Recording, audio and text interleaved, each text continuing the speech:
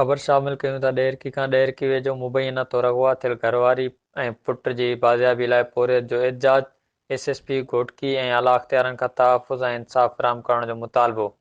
ख़बर मूजिबि ॾेरकी वेझो लश्कर पटवासी पोरियत ढाकू फ़कीर टांवरी मीडिया वटि पहुची दाहींदे चयो आहे त संदसि बिरादरी जे बाअसर भलो टांवरी जे पुट जुमो टांवरी पंहिंजे भाइरनि सां गॾिजी मुंहिंजे घर ते हमिलो करे संदसि घरवारी करीमत ऐं पुट अबू बकर खे ज़बरदस्ती अगवा करे घर में पयल 2 तोला सोन 5 किलो चांदी ऐं ॿियो क़ीमती सामान खणी विया आहिनि। हिन चयो त घरवारी जी बाज़ियाबी लाइ मां यारुलुंड थाणे ते पंधु करे थकिजी पियो आहियां, पर जवाबदार बाअसरनि हुअण करे पुलिस केस मुंहिंजी मदद करण लाइ तयारु न आहे।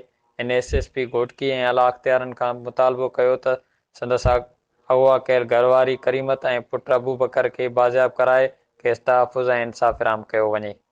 दारू बकीरा मसलो इहो आहे जो मुंहिंजी घरवारी अगवा करे वियो आहे जुमो टांवरी भलू जो पुटु, जंहिंमें मुंहिंजे पुट जो नालो आहे अबू बकर। पर जंहिंमें असां वेठासीं लश्कर पट में, मूंखे नशा ॾेई उतां माना नशा ॾेई मूंखे बेहोश करे छॾे। उन खां पोइ इहो रन अगवा करे खणी वियो। हाणे साईं मुंहिंजो पुटु अबू बकर बि खणी विया। उन खां पोइ लश्कर पट असांजी माना ॻोठ लश्कर पट आहे, मुंहिंजा भाइर बि उते वेठा आहिनि।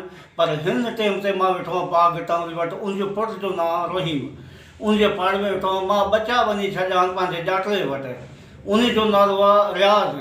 उहो वरी बचड़नि खे हिकु न्याणी आहे मुंहिंजी, उन ते हथु रखियो आहे। मां बचड़नि खे पिनी मंगी ॾियां थो, पर अॼु ॾिसो त केतिरी बुहांग आहे, अॼु कंहिंखे भाउ भाज बि कोन्हे।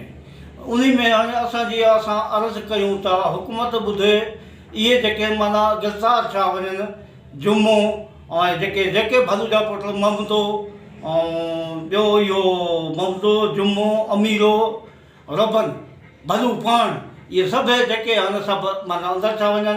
इन जे तरफ़ां असां दरगाह वियासीं, इन जा हथ बंदि कयासीं, हिते बि इन जो कुझु न थियो। हाणे असां आया आहियूं वरी बि मीडिया ते, जे थी सघे महिरबानी मीडिया जी त वॾी वॾी महिरबानी अलाह मूंखे। असांजे घर में असां सुबुह जो नंढनि उछायो त मां चौथो माउ खे उथायो चांहि करे, चई अमा त आहे कान। नंढनि इहा ॻाल्हि कई, वरी माउ खे नंढनि उथायो, मूंखे पटे 10 बजे